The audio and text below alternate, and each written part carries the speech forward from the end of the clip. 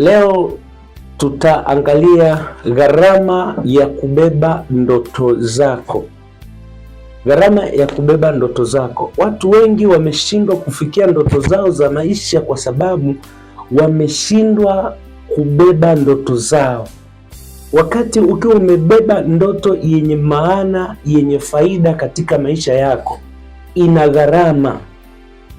Unapobeba ndoto ya kazi nzuri, utapata gharama ili kufanikisha kazi yako.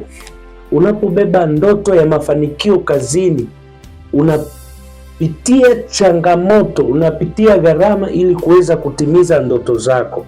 Na hivyo usipokuwa jasiri wa kubeba gharama zile za kufanikiwa, unafeli. Ni vigumu kufikia malengo hayo ikiwa hautakuwa na uwezo wa kubeba gharama hizo. Katika kitabu cha Mwanzo 37 fungu lile la 5, Yusufu akaota ndoto, akawapa ndugu zake habari, nao wakazidi kumchukia.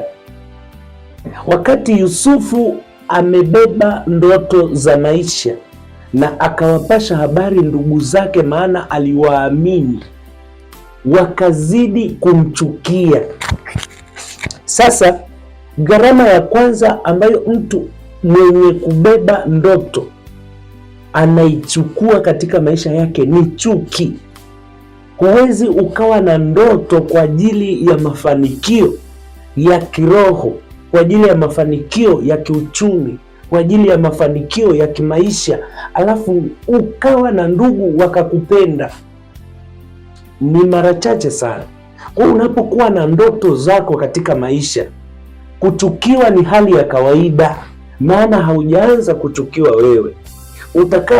Utakaposhindwa kubeba chuki, basi unashindwa na kubeba ndoto zako hadi mafanikio. Basi Yusufu alipokuwa anawaambia ndugu zake kuhusu ndoto, walimchukia. Biblia inasema akawaambia, tafadhali sikieni ndoto hii niliyoiota. Tazama, sisi tulikuwa tukifunga miganda shambani, kumbe mganda wangu ukaondoka ukasimama, na tazama miganda mingine ikazunguka ikainama mbele ya mganda wangu. Ndugu zake wakamwambia, je, kweli wewe utatumiliki sisi, nao utatutawala sisi? Wakazidi kumchukia kwa ajili ya ndoto yake na kwa maono yake.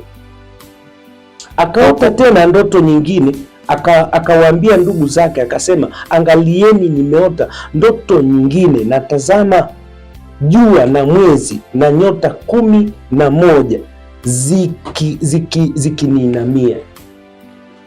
Katika Biblia tunajifunza habari ya Yusufu, mbeba ndoto, mbeba maono ya mafanikio katika maisha.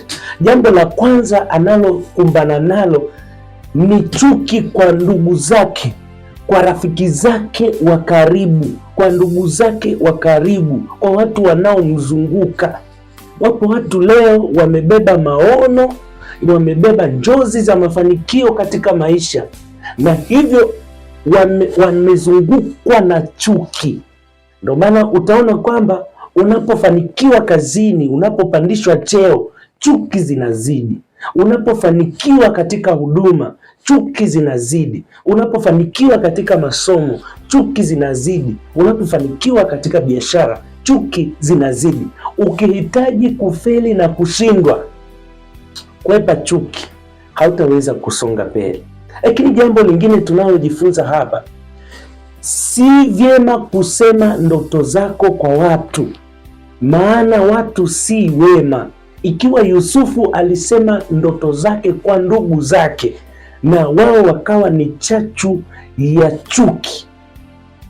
chuki, hata wewe leo utakapokuwa unasema ovyo ndoto zako, itakuwa ni chuki.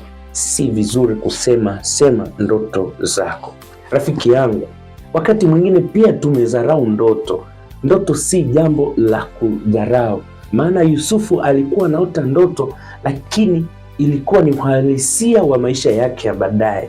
Mara nyingi Mungu ametuonyesha mambo katika ndoto, lakini kwa sababu ya sisi kuwa mbali na mahusiano yetu kuwa mbali na Mungu, tumeshindwa kujua Mungu alikuwa anakusudia nini, na wakati mwingine tukazipuuzia ndoto.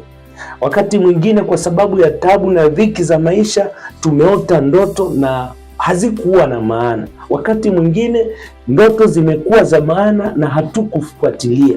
Ninakushauri leo, ili uweze kufikia ndoto zako, ndoto za maisha yako, jenga mahusiano yako na Mungu. Imarisha mahusiano yako na Mungu. Hata wanadamu watakapokuchukia, wanadamu watakapokutenga kwa sababu ya ndoto zako za mafanikio, simama katika msingi wa kumtegemea Mungu. Maana Yusufu alibeba maono ya kuwa kiongozi na mtawala. Alipohusisha ndugu zake walimchukia, wakaamua kumuua, lakini Biblia inasema Yusufu akatembea na Bwana, na Bwana akamzidisha, Bwana akambariki, Bwana akamuinua. Hakuna anayeweza kuzima ndoto zako isipokuwa ni wewe mwenyewe, maana Mungu akianzisha hakomeshi.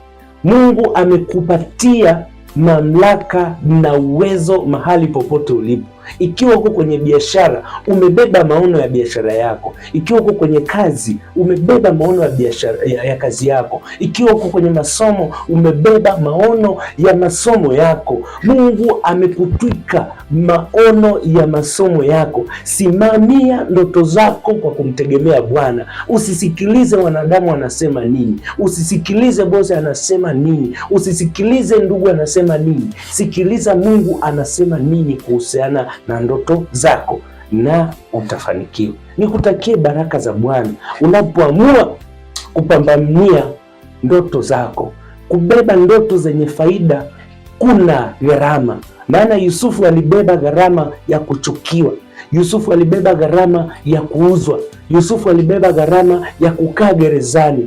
Yusufu alibeba gharama ya kusetwa, kutengwa na ndugu na marafiki, lakini Yusufu alisimamia ndoto zake kwa kumtegemea Bwana na akafanikiwa. Nikutie moyo, ndoto zako haziwezi kuzimwa na mwanadamu. Ndoto zako haziwezi kuzimwa na kiumbe yoyote. Ndoto zako unaweza kuzizima wewe mwenyewe usiposimamia misingi ya ndoto zako. Utakapomtegemea Bwana utaenda mbele na ndoto zako zitafanikiwa. Mungu akubariki na Mungu akuinue.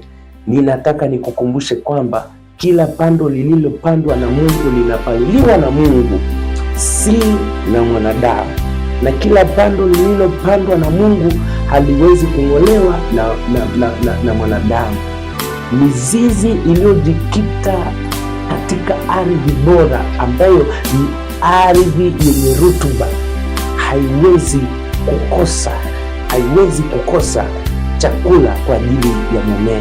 Ninakutia moyo, kita mizizi yako kwa Mungu, utasonga mbele na utafanikiwa. Bwana akubariki sana. Usikose kufuatilia vipindi vyetu katika chaneli yetu. Unaweza kusubscribe na kushare, lakini na kucomment na kulike. Mungu na akubariki.